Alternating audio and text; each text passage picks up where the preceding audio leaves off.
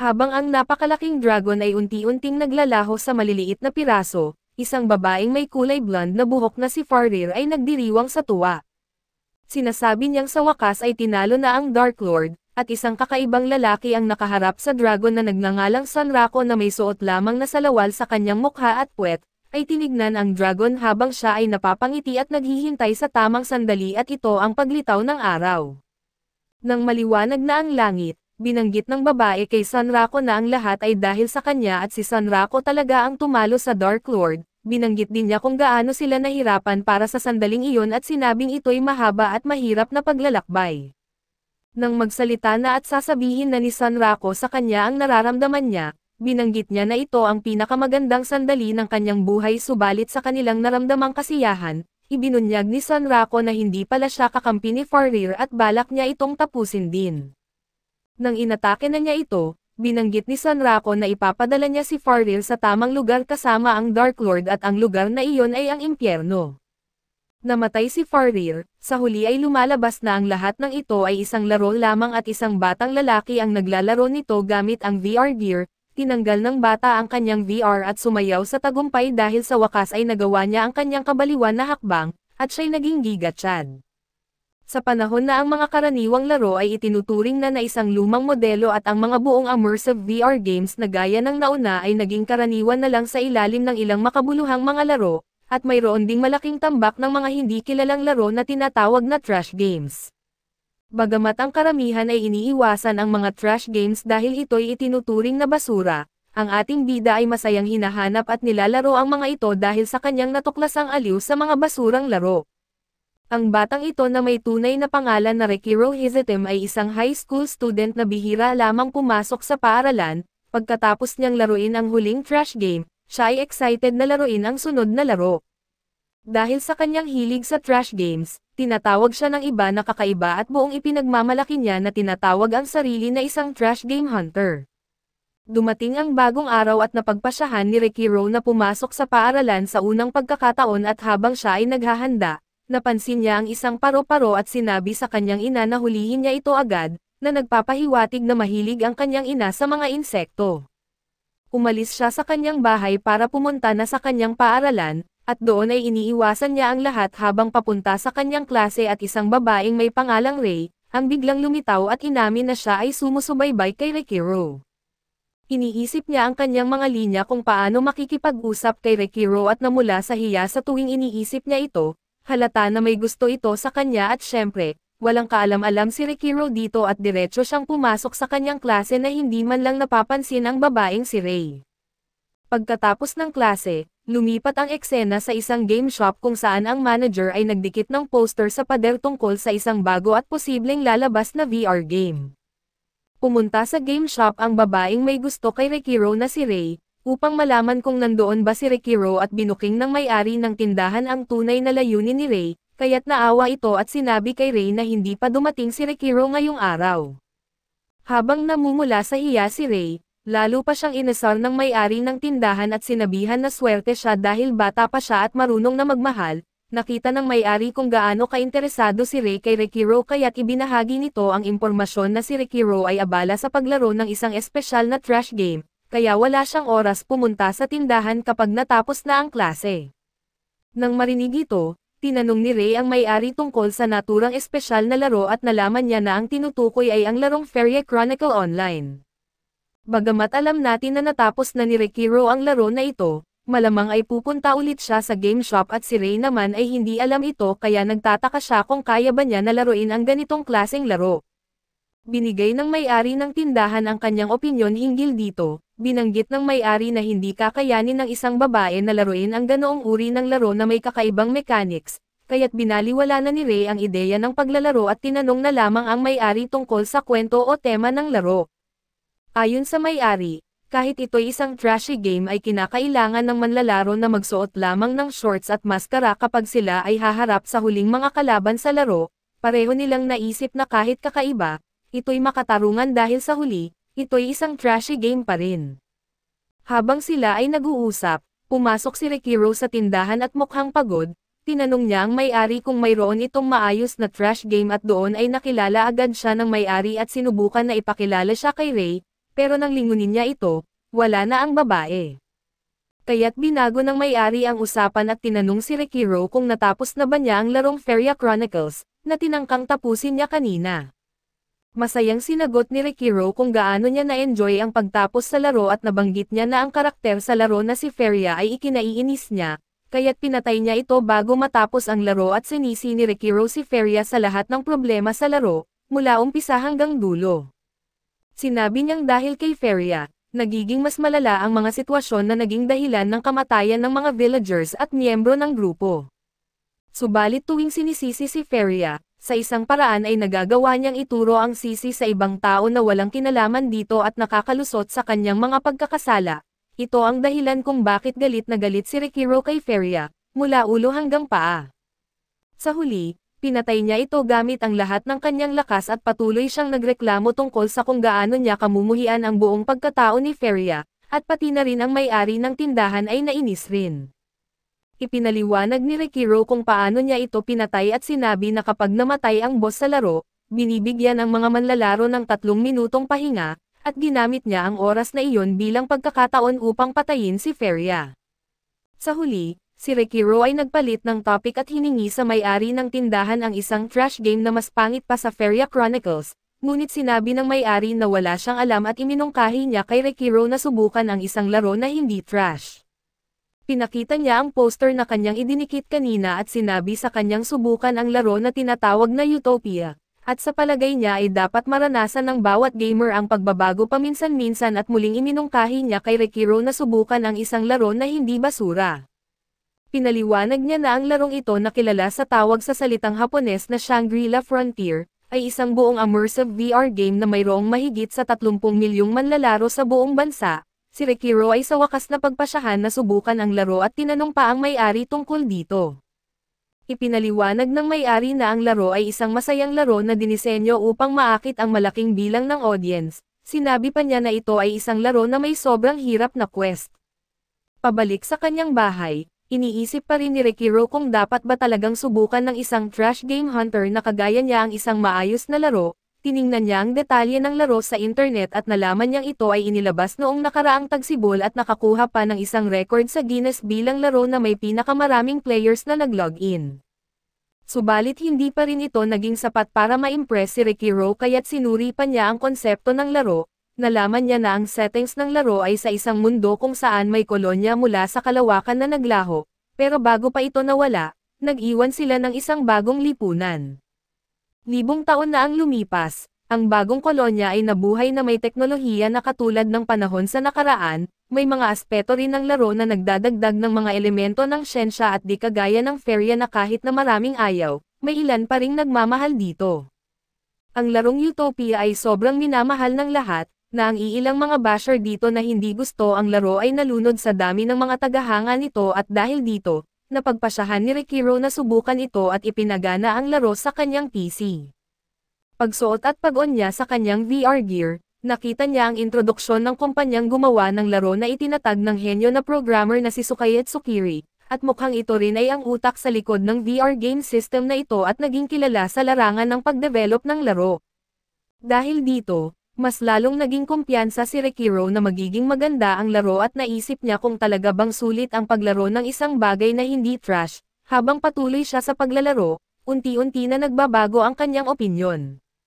Matapos mag-login, natagpuan niya ang kanyang sarili sa isang puting kalawakan at lumabas ang isang system menu, na hinihiling kay Rekiro na mag-fill up ng kanyang detalye at maglikha ng kanyang karakter. Pinili muna ni Rekiro ang kanyang trabaho at sa dami ng kategorya ng mga trabaho, pinili niya ang mercenary na may 2 espada at sunod ay pinili niya ang kanyang pinagmulan bilang isang manlalakbay dahil malakas ang kanyang paniniwala sa swerte. Habang ginagawa ni Rekiro ang kanyang karakter, natuklasan niya na maaari rin siyang pumili ng lahi at uri ng katawan para dito at sa pagkakataong makapamili mula sa iba't ibang website, na-impress siya dahil ang mga detalye tulad nito ay wala sa mga trash games. Dahil dito, ginanahan si Rekiro sa paglikha ng kanyang karakter at gumawa siya ng isang karakter na mukhang isang literal na Birdman. Sinabi ni Rekiro na mahalaga sa kanya ang kulay ng balat ng kanyang karakter dahil gusto niya itong hindi naka-armor para makakuha siya ng pinakamagandang sandata. Nakita ni Rekiro na may opsyon na ibenta ang gamit ng manlalaro bago pa man magsimula ang laro, kaya't ginawa niya ito at kumita ng malaki na magiging mahalaga sa hinaharap. Binigyan niya ng pangalan ang kanyang karakter na Sanrako, at ni-skip ang buong prologue at nang magsimula ang tunay na laro, natagpuan ni Rekiro ang kanyang sarili sa isang masiglang kagubatan. Sinubukan muna niya ang mekanik ng laro at kinilala kung gaano kaganda ang pagkagawa ng mundo, binuksan niya ang mapa upang malaman kung saan siya at nagpa siya na pumunta sa isang random na lugar kaysa sa karaniwang bayan na madalas pinupuntahan ng mga bagong manlalaro. Habang naglalakad siya sa isang random na direksyon papunta sa pinakamalapit na lungsod, inatake siya ng isang goblin at syempre, madali niyang natalo ang goblin at agad siyang nag-level up. Subalit pagkatapos nito, biglang inatake siya ng isang kuneho na mas malupit pa kumpara sa goblin at doon ay pinakita ni Rekiro na siya ay mas matibay, at tinalo niya ang mabangis na kuneho na nagpa-level up sa kanya hanggang rank 4.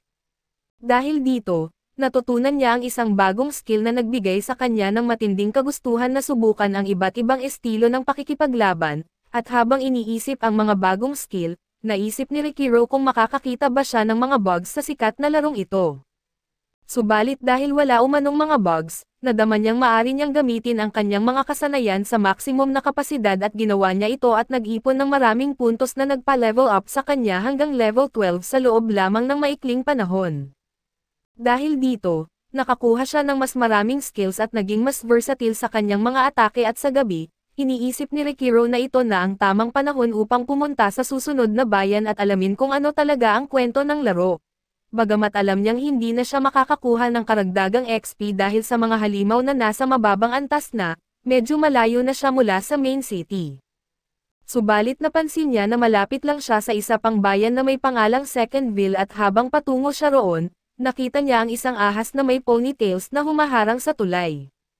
Lumuwag ang kanyang pakiramdam dahil sa wakas may tunay na hamon na siyang haharapin at naghandang lumaban sa astig na ahas. Huwag maliitin ang ahas dahil sa kanyang buhok, sapagkat ito ay isa sa mga makapangyarihang halimaw sa lugar na iyon at ito'y karaniwang nilalabanan ng isang grupo.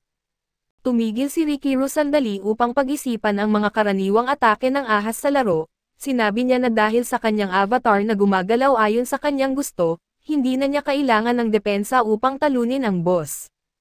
Tumakbo siya para umatake at napagtanto na binigyan siya ng larong ito ng mas exciting na hamon. Makikita natin na si Rekiro ay talagang nag-enjoy sa kanyang ginagawa at sa exit ng kalapit na bayan, maraming tao ang namangha sa isang bagay.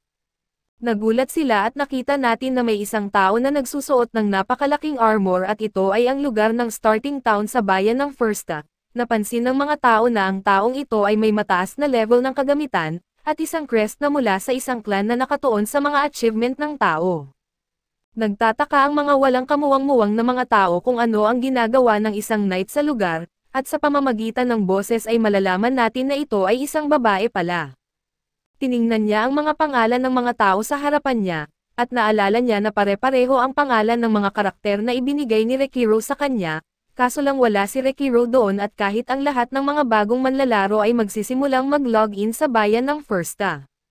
Sa tunay na buhay, makikita natin na walang katapusan ang paghahanap ng isa sa mga tagahanga ni Rekiro, dahil sa palagi niya itong hinahanap sa laro at samantalang ang ating bida na may mukha ng kalapati, ay sinimulan na ang kanyang pag-atake sa ahas na may buhok. Nagdesisyon si Rekiro na obserbahan ang mga galaw nito at umilag sa ilan sa mga atake, napagtanto niya na newbie pa lang ang boss at madali lang basahin ang mga galaw, at walang mga atake na maaaring pumatay sa kanya agad. Napagtanto ni Rekiro na bilang isang manlalaro na mabilis matalo, kaya niyang talunin ito nang hindi siya natatamaan dahil kahit isang tama lang ay pwede na siyang mapatay, doon ay mabilis niyang naiilagan ang isa pang atake. Subalit ang kanyang sandata ay nasira at alam niya na hindi ito masyadong matibay, kaso hindi siya makapaniwala na ito ay masira sa unang pagtama niya, napansin niya na makunat ang kaliskis ng ahas na may ponytails at nagdesisyon siyang subukan ang kanyang bagong sandata na Blood Blades. Si Rekiro ay umiwas upang umatake at binanggit na gagawin niya itong adobong ahas, subalit nagulat siya sa lilang likido na binulwak ng ahas at ang unang naisip niya ay baka ito ay isang tae, ngunit ipinakita na ito ay lason at siya ay makakaranas ng pinsala kada 10 segundo. Napagtanto ni Rekiro na baka ina-underestimate lang niya ang ahas at ang kanyang magandang buhok, sinabi ng ating bida sa ahas na tinalo na niya ang mga boss sa ibang laro na mas mahirap pa dito, at ang konting pagtapon ng tae ay hindi sapat upang siya ay matalo. Iniisip ni Rekiro kung paano siya makakaranas ng pinsala dahil sa lason kada 10 segundo, kung saan mayroon siyang 4 na minuto upang manalo at kailangan niya ng isang maaasahang paraan upang makakuha ng critical hit kung nais niyang talunin ito. Ginamit niya ang kanyang isip upang matukoy na ang mga critical hit sa larong ito, ay hindi nangyayari ng walang dahilan at mukhang ito ay nangyayari kapag ang isang atake ay naganap sa tamang paraan, o kapag ang kalaban ay tinamaan sa kanilang weak spot. Gayunpaman, ang ahas ay hindi lamang nagbabantay sa galaw ng kalaban, ang katawan nito ay binabalutan pa ng matitigas na kaliskis kaya't napagdesisyonan niya na ang mahina nitong bahagi ay ang kanyang ulo.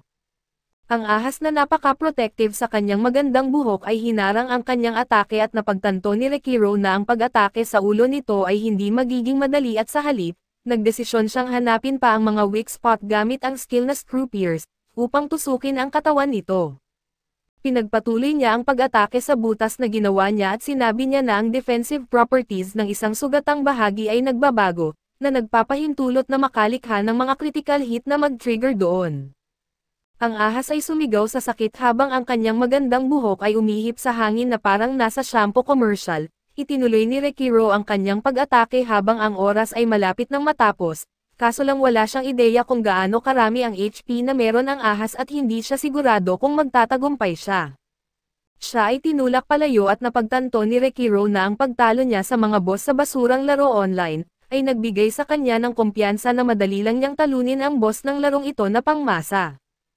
Ang mayabang na peacock na ito ay inakala na madali niyang mapapatay ang mga bagay at hindi na kailangang gumamit ng recovery items, ngunit dahil sa kanyang yabang ay nilamon siya ng ahas subalit hindi pa sumuko si Rekiro at ginamit niya ang kanyang flash counter move. Kinuha niya ang advantage sa pamamagitan ng paghawak sa isang buhok ng ahas na napakaganda na katumbas ng buntot ng isang unicorn, at ang huling atake na piercing screw sa mukha nito ay pumutok at namatay ang ahas na mahilig sa hair salon. Sobrang saya ni Rekiro dahil tumaas ang kanyang level pagkatapos talunin ang matandang ahas at ang kanyang nakuha ay sapat na, upang makuha ang magandang presyo kaso napansin niya na ang kanyang health ay patuloy na bumababa. Wala siyang oras upang ipamahagi ang kanyang points kaya't inilagay niya na lang ito sa stamina at agility, nagsimulang tumakbo ang ibon pabalik sa bayan upang bumili ng lunas, ngunit napagtanto niya na hindi niya alam kung saan ang mga tindahan at sigurado siya na hindi siya makakaabot sa tamang oras. Hindi rin niya naparehistro ang kanyang muling pag-login, dahil sa hindi pa niya alam kung saan ang mga register kaso lang wala siyang ibang pagpipilian kundi ang tumakbo na lang ng mabilis, na para bang hinahabol na isang ligaw na gansa. Sa bayan, nakikita natin ang isang lalaki na ang pangalan ay Yamamoto ay labis na masaya dahil pagkatapos ng 3 buwan ng pag-invite niya sa babae, sa wakas pumayag na ang babaeng gusto niya na magsimulang maglaro kasama siya. Ang pangalan ng babae ay Maya, at si Yamamoto na ginampanan ang papel bilang veteranong nagbibigay ng payo, ay hindi na niya palampasin pa ang pagkakataong ito subalit sa kasamaang palad, ang kanilang matamis na pag-uusap ay naudlot ng ating galit na bida at inakala ni Maya na ito ay isang halimaw. Sinabi ni Yamamoto sa babae na may pangalan ito kaya't malamang isa din itong manlalaro, inisip ng baliw na babaeng ito na dapat itong patayin, ngunit pinoint out ni Yamamoto na ang pagpatay sa ibang manlalaro ay maglalagay ng bungos sa gilid ng iyong pangalan. Pinag-isipan ito ng baliw na babae kaya't nagdesisyon siya at nagtaka kung ang ibon ba ay tinamaan ba ng lason mula sa tae. Sinabi ni Yamamoto kung saan matatagpuan ang inn, ngunit pinaliwanag na ang respawn point ay mariregister lamang kapag siya ay pumunta sa kama ng inn. Ang receptionist ay nagsasalita ng mahinahon habang ibinabahagi niya ang lahat ng mga amenities na kanilang inaalok, kaya't ang ating nagmamadaling bida ay pinapabilis siya. Nakarating na sa wakas si Rekiro sa kanyang kama upang irehistro ang kanyang respawn point, ngunit hindi pa rin nagamot ang lason at siya ay namatay. Bumalik si Rekiro sa tunay na mundo kung saan siya ay nadismaya dahil sa kanyang kamatayan. Ngunit natutuwa siya na hindi siya nawalan ng kahit anong gamit at nagdesisyon siya na magpasalamat sa lalaking tumulong sa kanya, ngunit sa ngayon ay tinatamasa muna niya kung gaano kaganda ang larong ito. Ang ating bida ay dumating na sa wakas sa lungsod at ito'y naghahanap ng mga pangangailangan tulad ng mapa at mga recovery items, Naisip ng ibon na bumili siya ng isang makapangyarihang pangunahing sandata upang matulungan siyang marating ang kanyang layunin na maging isa sa mga nangungunang manlalaro, ngunit napagtanto niya na ang mga pervert ay tumitingin sa kanya dahil kalahati siyang hubad. Gumawa siya ng tama at una niyang binili ay ang mga damit, binili lamang niya ang pinakamura niyang damit upang maiwasan ang mga kakaibang tingin mula sa mga tao, kaso sa isang kakaibang pagpapasya, inakala niyang mas normal tingnan ang kanyang ulo ng ibon kaysa isang maskara. Sa tindahan ng sandata, hindi gusto ni Rekiro ang kanilang alok at sinabi ng tindero na ang mga bunny daggers niya ay talagang bihira at doon ay naging masigla si Rekiro.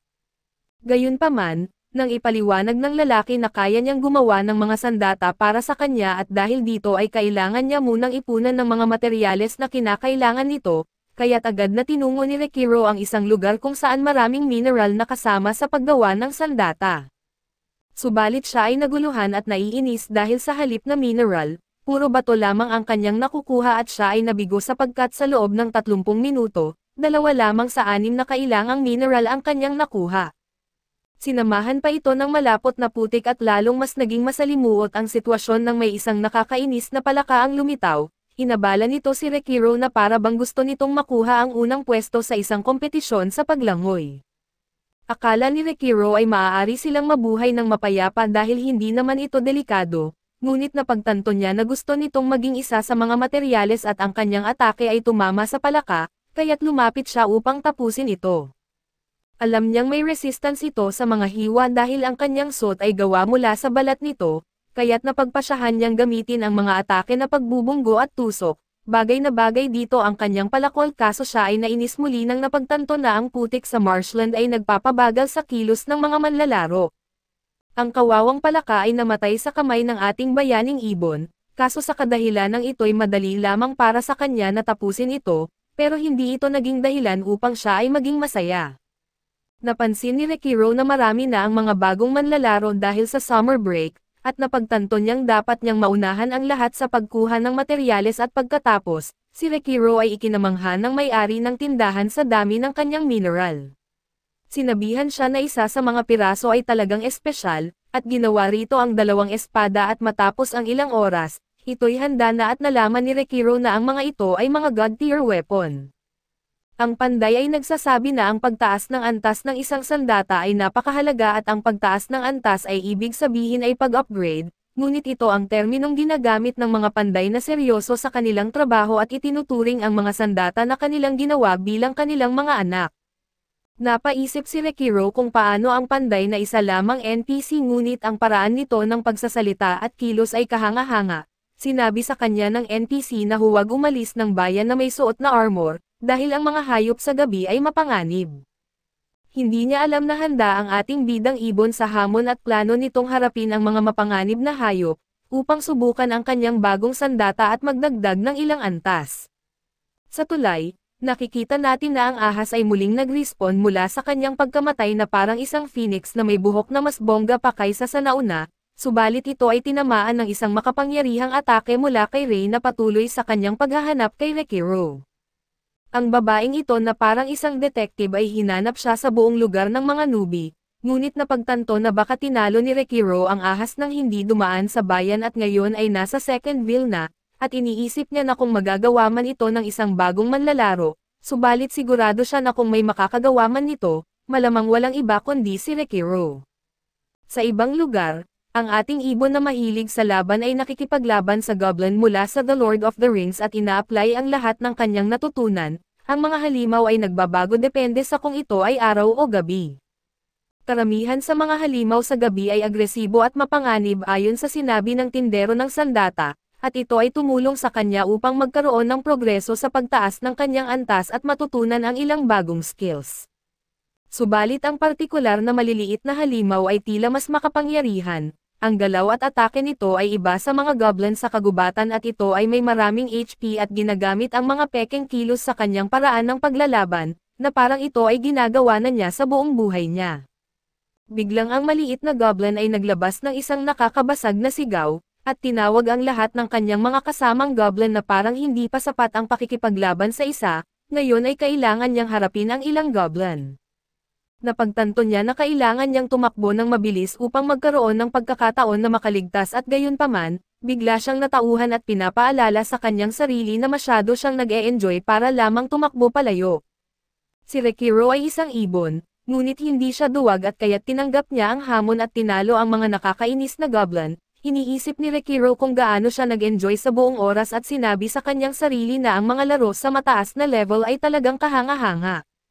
Gayunpaman, mas marami pang may aalok ang larong ito at sa oras na iyon, lumitaw ang isang higanteng mabangis na halimaw at dito nakita ni Rekiro ang tunay na kahulugan ng larong Shangri-La Frontier. Hindi makapaniwala si Rekiro sa kanyang mga mata nang malaman niya na ito ay isang natatanging halimaw at handa na siyang harapin ang pinakamalupit na laban sa kanyang buhay. Nakikita natin si Rei sa kanyang kwarto habang siya ay nasa laro, at ang kakaibang stalker na ito ay naghahanap kay Rekiro at tinatanong niya si Yamamoto na nagsasabing nakita niya ang lalaking may ulo ng ibon. Ang baliw na babaeng kasama ni Yamamoto ay gustong tapusin si Rei dahil sa palagay niya ito ay halimaw, pero ipinaalala ni Yamamoto na huwag niyang saktan ang ibang manlalaro. Ipinaliwanag ni Yamamoto na si Big Bird ay pumunta sa Second Dale matapos matapunan ng lason mula sa Python. Malinaw na siya iyon sapagkat walang ibang manlalaro na nasa tamang pag-iisip ang magsuot ng ulo ng ibon habang naka-half naked, pero binanggit ni Yamamoto na maaaring nagpalit na ito ng kanyang kasuotan ngayon. Hindi makapaniwala si Rei kung paano natalo ni Rekiro ang ahas nang hindi pumunta sa unang bayan. Pinasalamatan ni Rei ang dalawang tsismoso sa pamamagitan ng pagbigay ng parting gift, na tinatawag na coordinate teleporter at agad siya na umalis. Nagkataon na hindi nila kilala si Rei, pero napapansin ni Yamamoto mula sa simbolo sa kanyang cape na siya ay mula sa isang clan na nakatuon lamang sa isang partikular na kakaibang halimaw tulad ng Gan, at ito ang Night Slayer. Ang mga kakaibang halimaw ay isang espesyal na uri ng mga halimaw na mayroong sariling pangalan at titulo. Karamihan sa mga ito kapag tinalo o nakuha ay agad na bumabalik ito bilang isang bagong halimaw pagkatapos ng isang takdang panahon, ngunit para sa mga unique na halimaw, mayroong isa lamang sa buong mundo. May mga balita na may 7 lamang sa kanila sa larong ito, ngunit ang mga criteria para sa kanilang pag-respawn ay hindi alam at para sa bawat isa sa mga kakaibang halimaw na ito na tinatawag na kalasi, maraming mga top na manlalaro ang nagbubuo ng isang clan na nakatuon sa pagpatay sa mga unique na mga halimaw na ito. Ang mga kalasi na ito ay sobrang rare, pero ang tunay na isyu dito ay kung gaano sila kalakas at isang taon na ang lumipas mula nang magsimula ang laro, subalit kahit na may higit sa 30 milyong mga manlalaro ay wala pang isa ang nakakaya na talunin ang kahit isang kakaibang halimaw. Pabalik kay Rekiro, napagtanto niya na nakaharap na siya sa isa sa mga napakalakas na kalasi, natutunan niyang ito ay ang kakaibang halimaw na katulad ng Gan, ang Night Slayer. Iniisip ni Rekiro kung gaano kalakas ang mga munting goblin na nakaharap niya kanina, ngunit pinatay lang sila ng kakaibang halimaw na ito sa isang atake lamang at wala siyang magawa kundi tignan na lang ang malupit na halimaw, dahil siya ay tiyak na mamamatay kapag tamaan siya ng isa lang nitong atake. Subalit hindi ito naging kontento at agad siyang naglakas loob at doon ay nagsimula siyang umatake. Naitaguyod ni Rekiro ang kanyang sarili sa sandaling panahon sa pamamagitan ng pag-iwas, pero hindi nagtagumpay ang kanyang pagsusumikap na mag-counterattack. Sa loob lamang ng mga sandali ay nararamdaman na ni Rekiro ang epekto ng matinding labanan, ngunit nagpasya pa rin siyang subukan ng mga asar sa halimaw sa pamamagitan ng pagsasabi, na hindi masyadong malakas ang mga kakaibang halimaw tulad nito. Pero sa katotohanan, alam ng bida natin kung gaano kalupit ang halimaw na ito at nakikita na niya ang kanyang katapusan, ipinagmamalaki pa niya na inubos niya ang buong gabi sa grinding, dahil kung hindi niya natutunan ang skill na perfect parry ay tiyak na isang virtual reality ghost na siya ngayon. Ang perfect parry ay nagbibigay daan sa kanya na iwasan ang pisikal na atake ng kalaban kung ito ay nag-activate sa tamang oras. Nagpapatuloy ang walang tigil na atake ng halimaw at muling napagtanto ni Rekiro na halos natatamaan na siya sa mga atake nito at alam niyang kailangan niyang ibuhos ang lahat ng kanyang makakaya, upang magkaroon ng pagkakataon na manalo at sumugod para mag-atake. Nagpalit si Rekiro ng kanyang sandata na Vorel Choppers na nakuha niya mula sa isang rabbit, at isinabay niya ito sa kanyang kakayahan sa paggalaw upang magland ng isang critical strike, kaso lang halos walang epekto ito sa halimaw at patuloy nitong binabato ng mga atake si Rekiro. Nagpahinga sandali ang laban nang mawala ang Night Slayer, pero biglang nagbalik ito upang magland ng ilang mga atake, at bigla namang nag-disappear pagkatapos ng ilang sandali. Nang matakpan ng mga ulap ang buwan, bigla itong umatake sa likuran niya subalit ipinakita ni Rekiro na kaya niyang makipagsabayan laban dito, dahil sa natutunan na niyang iperpekto ang kanyang perfect parry sa tamang oras upang iligtas ang kanyang sarili mula sa pinsala. Nagbalik ang halimaw sa harap ni Rekiro, ngunit kitang-kita na siya ay nag-e-enjoy habang napapatawa ng malakas, doon ay nagpapatuloy ang laban habang patuloy na naglalaho at sumusulpot ang halimaw. Saktong nakakatama si Rekiro sa kanyang mga atake, kaso lang nagpapakitang ito'y may mas matibay pa na balahibo kaysa sa mga kaliskis ng ponytailed python. Halos 5 minutong walang tigil na tumatanggap si Rekiro ng mga atake subalit ang kakaibang halimaw ay labis na matibay. Isinagawa na ni Rekiro ang kanyang daan-daang mga malalakas na atake, ngunit hindi siya sigurado kung nakakapinsala siya dito at ang kanyang versal choppers ay nagsisimula ng masira at malapit na sa mint condition at unti-unti nang nagugunaw. Tiyak si Rekiro na kung hindi siya makakahanap ng mas malambot na bahagi na maaring tamaan ng kanyang atake, malamang ay tuluyan ng masisira ang kanyang mga sandata. Kinikilala niya na ang halimaw na ito ay labis na malakas kung ikumpara sa kanyang kakayahan, ngunit iyon ang eksaktong gusto niya at iyon ang nagpapaganda sa Shangri-La Frontier, isang god-tier na laro.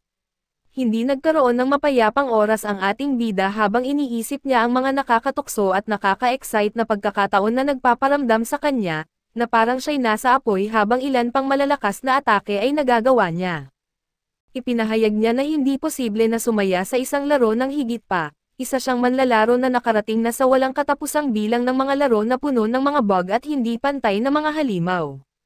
Alam niyang walang hitbox at bug ang halimaw na ito tulad ng sa ibang mga laro, kaya't walang pagkakataon na sumuko siya ngayon at nagawa na naman ni Rekiro ang isa pang malakas na atake, ngunit ito ay hindi gaanong epektibo.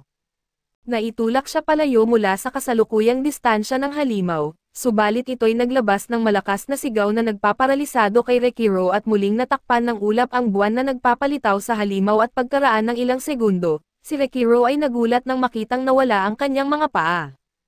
Wala nang kaalaman si Rekiro sa nangyari, pero napagtanto niyang ang pagtanggap sa realidad ay sobrang sakit at habang siya ay bumabagsak, tanggap niyang hindi siya agad magaling sa mga bagong kasanayan niya at di niya rin iniisip na ililigtas siya ng isang misteryosong high-rank level na manlalaro. Alam niyang walang ganon na mga eksena na magaganap, pero napagtanto niyang hindi iyon ganap na totoo sapagkat sa kakaibang paraan, matapos ang isang pinsala tulad ng natanggap niya ay may isa pa siyang natitirang health point at hindi alam kung paano nangyari. Ito'y isang himala at pinupuri niya ang kakaibang halimaw dahil sa sobrang lakas, pero ipinakita niya rin na ang kalupitan na ito ay inimbento ng mga developer, ang halimaw ay eksaktong kasing lakas ng inaasahan ng mga gumawa nito. Ipinahayag niya na ito ay maaring matalo rin at sa sandaling iyon, nagsagawa na si Rekiro ng kanyang desisyon at di na niya iniintindi ang huling kalaban sa laro o ang kwento nito, baka hindi na rin iyon mangyari ngayon pero ipinapangako niyang tatalunan niya ang kakaibang halimaw balang araw. Si Rekiro ay nagsalita ng direkta kay Ligan at ito ang Night Slayer, at sinabihan itong siguruhing walang ibang makakatalo sa kanya bago siya, ngunit bago matapos ang lahat ay inatake siya ng malupit na halimaw, at makikita natin na may sumpa na tinatawag na like against mark ang naganap. Ilang sandali pa, nag-respawn si Rekiro sa second dale at natuklasan niyang ang sumpang ito ay hindi nagpapahintulot ng paglalagay ng kagamitan sa bahagi ng katawan na naapektuhan ng sumpa.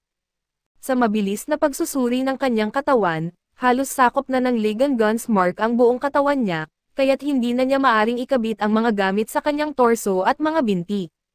Ipinahayag ni Ruro ang kanyang frustration sa isang sandali at sinumpa ang halimaw na wolf sa pagkakapinsala nito sa kanya, isa itong sumpang patuloy na nagbibigay ng problema, isa pa dito ay marami sa mga mababang antas ng mga halimaw ang tatakbo palayo sa kanya dahil na rin sa kanyang afflicted character.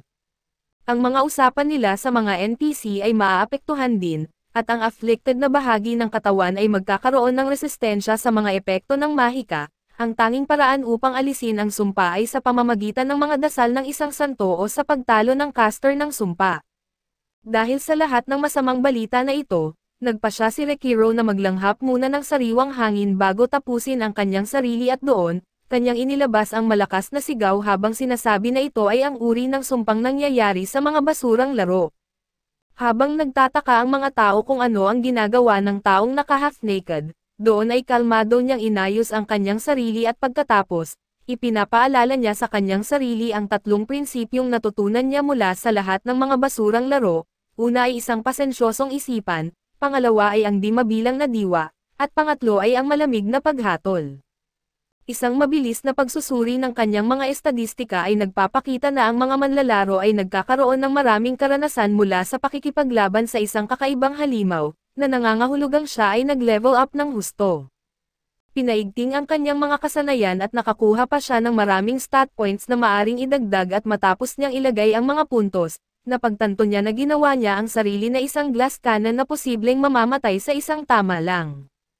Wala siyang ibang pagpipilian, dahil hindi niya magamit ang 2 sa 4 na pwesto para sa kanyang armor, ang paglalagay ng puntos sa vitality ay parang pag-ihi sa dagat, at gayon din sa kanyang HP. Bukod pa dito, ang kanyang pinakamahusay na estadistika ay 65 sa luck, at naisip niya na ito marahil ang dahilan kung bakit siya ay nagkaroon ng pagkakataon na mabuhay ng ilang sandali na mayroon na lamang na 1 HP. Nagdarasal si Rekiro na sana'y may magandang maidudulot ang kanyang kapalaran at umaasa sa kapalaran para sa tulong at sa oras na iyon, may isang napakagandang kuneho ang bumagsak sa kanyang ulo. Mukhang kakaiba ito mula sa mga nakikita niyang kuneho dati, at nagtataka siya kung pwede bang gumala ang mga halimaw sa loob ng mga bayan sa larong ito at ang malahip-hop na kuneho ay biglang umalis kaya't sinundan ito ni Rekiro. Nakumbinse siya na base sa bihis nito, maaaring magkakaroon siya ng espesyal na item kung mahuhuli niya ito subalit sa oras na parang malapit na niyang mahuli ang munting hayop, biglang gumawa ito ng pinto at nagbigay sa kanya ng isang mabigat na tingin habang ito'y tumakas. Binasa ni Rekiro ang mensahe sa pinto na nagsasabing ito ay isang kakaibang sitwasyon at isang invitation mula kay Rabbit Tuza. Naalala ni Rekiro na nababasa niya ito sa site ng laro at ipinaliwanag na sa SLF may malawak na pangunahing kwento tungkol sa pagsasalaysay ng mundo, ngunit mayroon din itong maraming side quest. Isa sa mga ito ay tinatawag na mga kakaibang sitwasyon o mga misteryosong sitwasyon na mga hindi alam ang oras ng pagbubukas, lokasyon, nilalaman at mga flag. Kaya't ang mga kagamitan, kasanayan at mga spell na maaaring makuha sa mga kakaibang sitwasyong ito ay sinasabing nasa napakataas na kalidad. Binuksan ni Rekiro ang pinto at nag-iisip kung saan, ang pangyayaring ito ay karaniwang hinahanap ng mga desperado na mga clan na naghahanap para sa mga kakaibang sitwasyon gaya nito. Naglabas siya ng tawa dahil sa kamakailan lang siya nagkaroon ng pagkakataon na maranasan agad ito. Nagpasya siyang ito ay bunga ng paglalagay niya ng kanyang mga puntos sa lock at nangakong hindi palagpasin ang pagkakataong ito, ngunit pagkatapos niyang pumasok sa pinto, namatay ang kanyang kasiyahan nang malaman niyang kinakailangan ang antas na 80 upang makapasok dito, at siya ay antas 28 lamang. Pagdating sa loob, nagulat siya nang makita na ito ay isang mundo na puno ng mga kuneho at kasama ang kanilang minamahal na mga carrot. Kinabahan siya na baka nakapasok siya sa teritoryo ng isang halimaw, at doon ay agad siyang binati ng maliit na kuneho na siyang nag-udyok sa kanya na pumasok. Nais nitong makilala si Rekiro at ipinaliwanag na ang buong Rabbit Tuza ay sobrang excited sa kanya at ito ay dahil sa kabila ng kanyang mga personal na kahinaan, si Rekiro ay nagkaroon ng lakas ng loob na lumaban sa Night Slayer ng mag-isa, at dahil sa siya ay may kasanayan na makagawa ng perpektong critical strike ng hindi nagkakamali, si Rekiro ay naging buhay na halimbawa ng Vorel Rabbit Soul. Si Rekiro ay nagulat sa kasiglahan ng munting kuneho, at sinabi ng kuneho na nais niyang maging katulad ni Rekiro subalit mabilis na sinabi ng ating bida na halos hindi man lang niya magawang mahiwa ang kakaibang halimaw, ngunit ipinaliwanag ng kuneho na dahil sa ang halimaw na iyon ay sobrang malakas. Tinawag nila ang halimaw bilang Night Emperor at ipinaliwanag na ito ay isang colossus na kayang kainin ang mga wyvern ng parang merienda sa tanghali. Ang pagpasok doon ni Rekiro at ang pag-uusap nila ngayon ay nagpapahiwatig na si Rekiro ay nasa ilalim ng proteksyon ng divinity. Labis na namangha pa ang hip-hop na kuneho nang makita niya ang mga marka sa katawan ni Rekiro, at nagpapakita na ang Night Emperor ay hindi ito turingan na basta-basta na lang na halimaw na isang kagaya niya. Hindi maiiwasan ni Rekiro na mag-isip kung may mali ba sa utak itong kuneho na ito, at naalala na isa sa mga katangian ng Legends Mark ay ang epekto nito sa mga usapan nila sa mga NPC. Inaanyayahan siya ng kuneho na makilala ang kanyang boss subalit si Rekiro ay napaisip at nagtataka kung ito ay isang trap o panggigipit dahil sa mga buhay na nasira niya. Pinabayaan lang ng kuneho ang kanyang tanong at ipinakilala ang kanyang sarili bilang Emil. Medyo matagal bago sumagot si Emil at nagsabi kay Rekiro na ang kanyang boss ay hindi interesado sa ganitong mababaw na bagay tulad ng paghihiganti. Ipinaliwanag ni Emil na habang maraming tao ang bumisita sa Rabbit Tuza, si Rekiro pa lamang ang unang makakapasok sa palasyo at ito ay sobrang nakakagulat, ngunit naging excited si Rekiro dahil maaaring ito ay isang kakaibang sitwasyon na alam lamang niya. Ipinahayag ni Rekiro na siya ay nag-alala nang makuha niya ang mga marka mula sa kakaibang wolf, ngunit tila nagbabalik na ang kanyang kapalaran at inihatid siya ni Emil sa kanyang boss, at nagulat si Rekiro sa malakas na presensya ng boss na ito. Kinilala si Rekiro ng boss bilang ang taong pinagtulungan at pinatay ng kakaibang halimaw na tinawag nitong tuta. Ipinaliwanag nito na ang mga tao ay nawawalan ng kanilang Vorel Soul ng labis-labis, kaya't inakala niya na sila ay wala ng pag-asa. Ngunit ngayon, natuklasan niya na may isang may potensyal, at nagulat si Rekiro nang humiling ito ng bahagi ng kanyang oras at ipinakilala ng malaking kuneho ang kanyang sarili bilang ang boss ng Rabbit Tuza na may pangalang Viset. Sa gaming store ay nahuli ni Mana si Ray na isang stalker at ito'y palaging nakasubaybay, dala na rin sa palihim itong may crush kay Rekiro. Si Ray ay nagpupumilit itanggi ito, ngunit hindi tanga ang may-ari ng tindahan ng laro. Ipinaliwanag niya na summer ngayon at bakasyon na rin, kaya't malamang na nasa Shangri-La Frontier si Rekiro. Kinumpirma ni Ray na hindi niya natagpuan sa laro ang kanyang hinahanap na lalaki, dala na rin sa na-skip niya ang step-by-step na information sa main city. Tumawa si Mana dahil ang nagmamadali sa kanyang sariling landas ay tipikal na ginagawa rin ni Rekiro at malamang siya ay isa ring tipikal na trash game fanatic. Ipinaliwanag din niya na ginagawa ni Rekiro ang mga bagay na hindi karaniwang ginagawa ng mga normal na manlalaro at malamang makakaranas ng iba't ibang kakaibang mga pangyayari. Pinapalakas ni Mana ang munting stalker na magpursigi sa kanyang pagnanasa, ngunit nagulat si Ray nang sabihin niyang aminin niya ang kanyang nararamdaman sa kanya sa susunod na pagkakataon. Samantala, binabasa ni Rekiro ang mga kondisyon ng pag-trigger para sa tour ng Rabbit Usa Unique Scenario, at natutunan niya na kung talunin mo ang isang halimaw na may mas mataas na antas kaysa sa iyo gamit ang mga makakayang armas, magpapakita ang isang espesyal na Vipal Bunny sa anumang bayan at i-invite ka nito sa Rabbit Tuza. Kapag nakarating ka roon at matatalo mo ang Lonyan Python na isang halimaw na naghahasik ng lagim sa kanilang lungsod, doon ay matutunan mo ang Enchant Vipal Spell at ang unang bahagi ng impormasyon ay tama. Ngunit ipinaliwanag ni Rekiro na ang natitirang bahagi ng kanyang unique scenario na naganap noong nakaraang araw ay hindi gaanong katulad nito. Hindi nangyari ang pagharap niya sa dambuhalang ahas na ito at sa halip, nahaharap na siya ngayon sa isang nakakatakot na Yakuza boss na may hitsura ng isang kakaibang bunny na mahilig sa yakap. Kung gayon, di mo malalaman kung ito ba ay nagsisimula ng mag-recruit ang mga ito para sa kanilang petting zoos. Sa isang nakakatakot na tingin, makikita natin na pinuri ni Viz si Rekiro sa kanyang laban-laban sa isang tuta. Hinahangaan niya ang Vorpal Soul ni Rekiro subalit hindi niya maiiwasan na matakot at magtanong kung ano ang ibig sabihin ng isang Vorpal Soul. Pagkatapos ay nagbigay sa kanya ng offer ang Yakuza Bunny at ang offer na ito ay malamang hindi niya pwedeng baliwalain, at gagawin niya ang offer na ito upang lumakas siya at sa simula ay labis na naguguluhan si Rekiro. Subalit na pagtanto niyang ito ay dapat maging isang training quest at maaaring magdulot ng kahangahangang mga buffs. Agad na tinanggap niya ang alok, ngunit halos mamatay ang kanyang sarili nang tawagin niya ang bunny boss sa pangalang Viset Anaki, na agad nitong ikinagalit at doon ay ipinaliwanag ni Rekiro na ito'y tanging isang biro lamang, ngunit ang malaking bunny na tila isang Bugs Bunny na may steroid ay walang nasabi.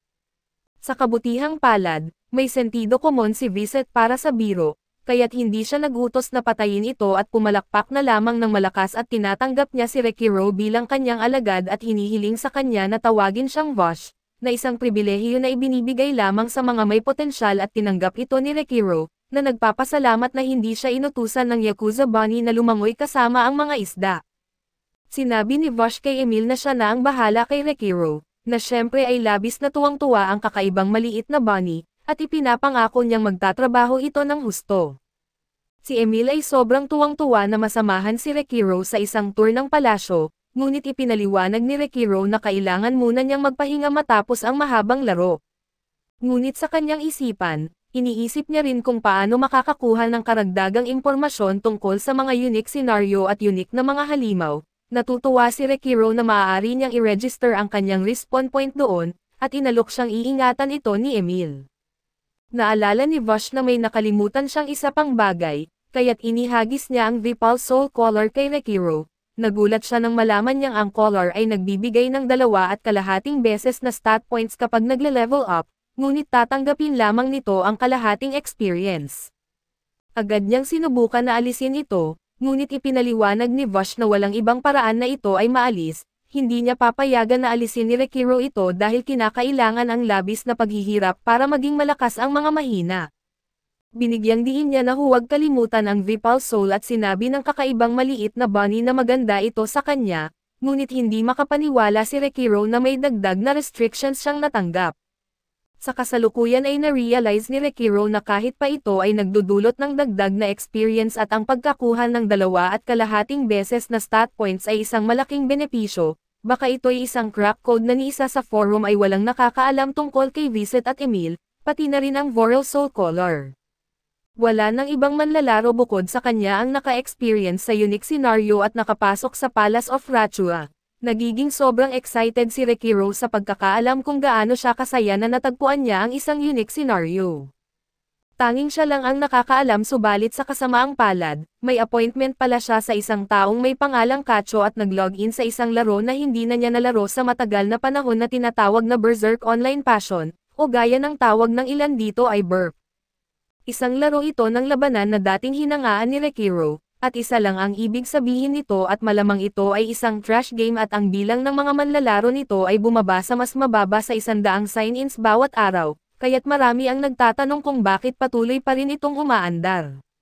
Ibig sabihin lang nito na ang karamihan sa mga naglalaro nito ay magkakakilala na, at silang lahat ay may iisang uri lang na kilala sa tawag na mga trash game enthusiasts.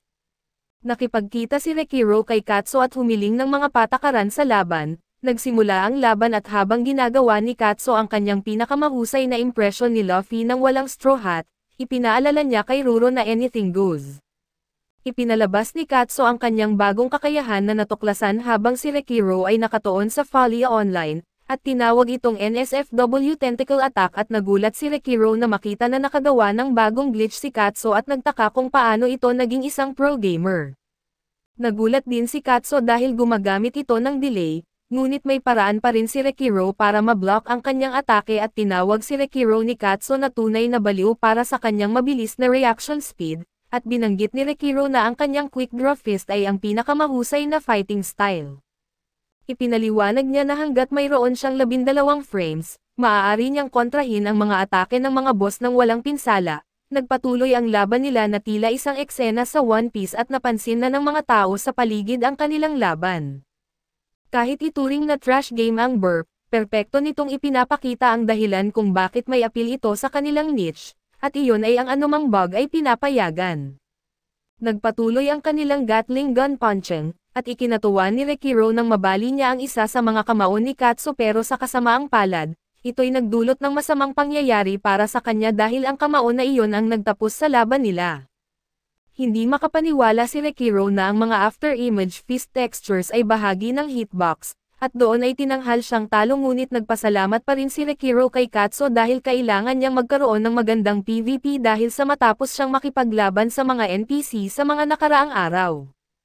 Umaasa si Katso na biro lamang ang sinasabi ni Rekiro nang malaman nito na siya'y naglalaro ng SLF, ngunit hindi ito kinahihiyang inamin ni Rekiro na talagang interesado siya dito. Hindi pa rin ito maintindihan ng kanyang munting kaibigan at ipinapaliwanag ni Rekiro na mayroong mga napakalakas na halimaw sa SLF na tinatawag na 7 Kalasi, sila ay napakabihira na kung saan ang buong player base ay nagtagumpay lamang na malaman ang pangalan ng 4 sa kanila. Wala pang nakakatalo sa alinmang isa sa kanila mula nang magsimula ang laro. Ibinahagi ni Rekiro na nakipaglaban siya sa isa sa mga ito at siya'y tinalo at dahil dito, naniniwala si Katso at nagpasya siyang subukan ang larong SLF.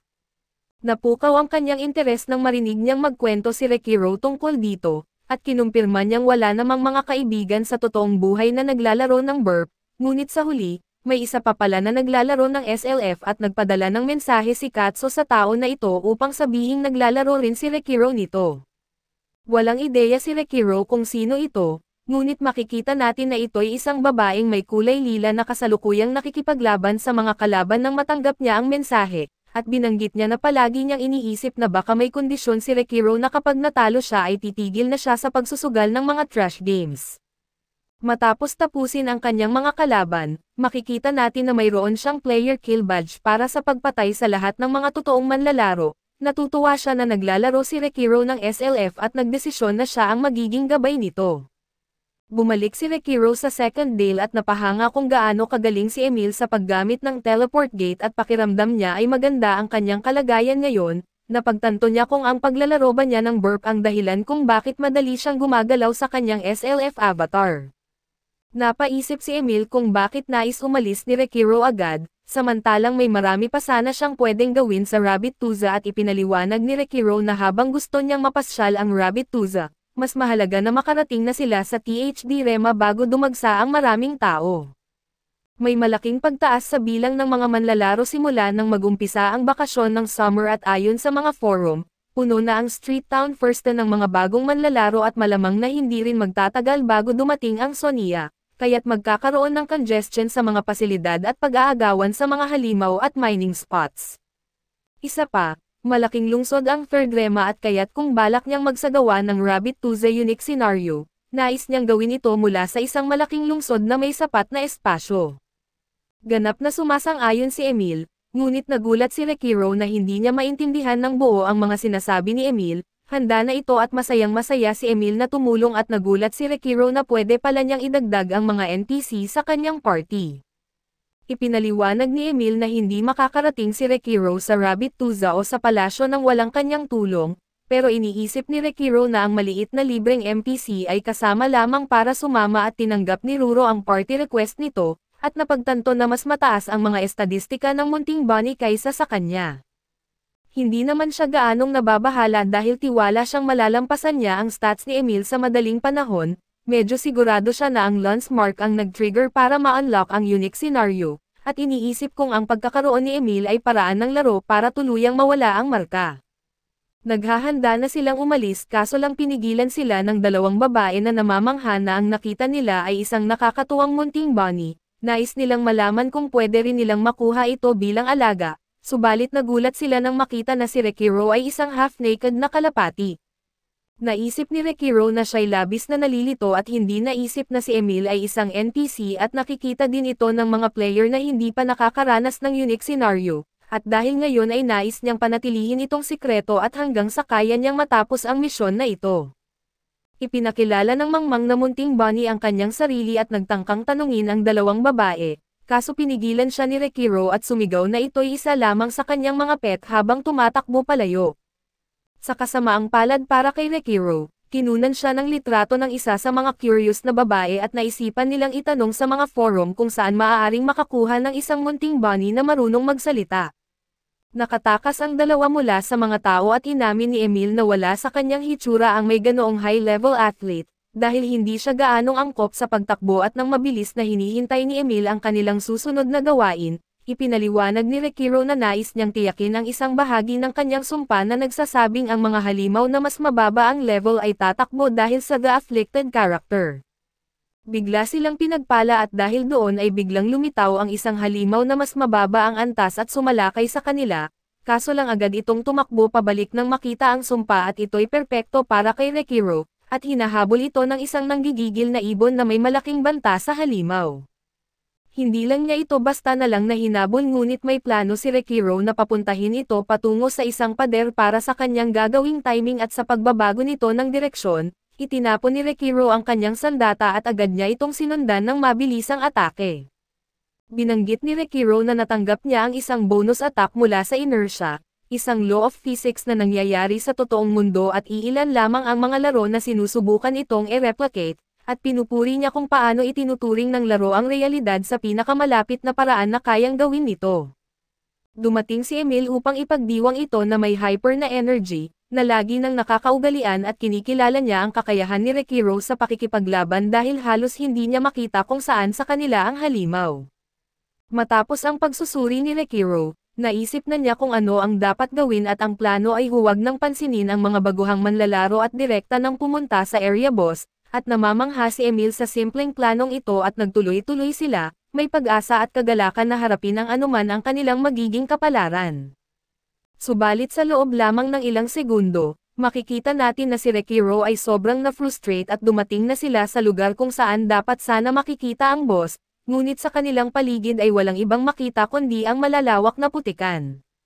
Ang munting rabbit ay nag-aalala lamang tungkol sa kanyang magandang damit habang inaalala naman ni Rekiro ang mga sinabi ni Emil sa kanila habang papunta doon, at ipinaliwanag ni Emil na ang boss ng lugar ay isang halimaw na tinatawag na mud digger na nagmula sa ilalim ng putikan para sumalakay, kaya't mahalaga na mahanap ang paraan para pigilan ito. Nalaman ni Rekiro na kailangan nila na harapin ang mud digger sa isang malawak na putikan at ito'y maaring magdulot ng malalaking problema pero sa mga sandaling iyon, nararamdaman ni Emil ang halimaw at agad itong tumalon sa likod ni Rekiro. Napakahirap maglakad sa putikan kaya't nang makalampas sila ng kaunti, lumitaw ang isang malalaking halimaw at natutunan natin na ang isang katangian ng larong Shangri-La Frontier ay ang kanyang swamp terrain na nagpapabigat sa paglakad. Ibig sabihin lang nito na ang isang paa ay palaging natatabunan sa putik hanggang sa marating ng kabila nitong paa ang lupa. Malinaw na malakas ang halimaw na ito at ang rekomendadong dami ng party para sa laban dito ay 4 at na-realize ni Rekiro na maaaring nagkamali siya ng malupit, dahil ito ang pinakamasamang pagkakabalanse ng laban. Kaso dito na nagtatapos ang ating recap, maraming salamat sa inyong panonood hanggang sa muli.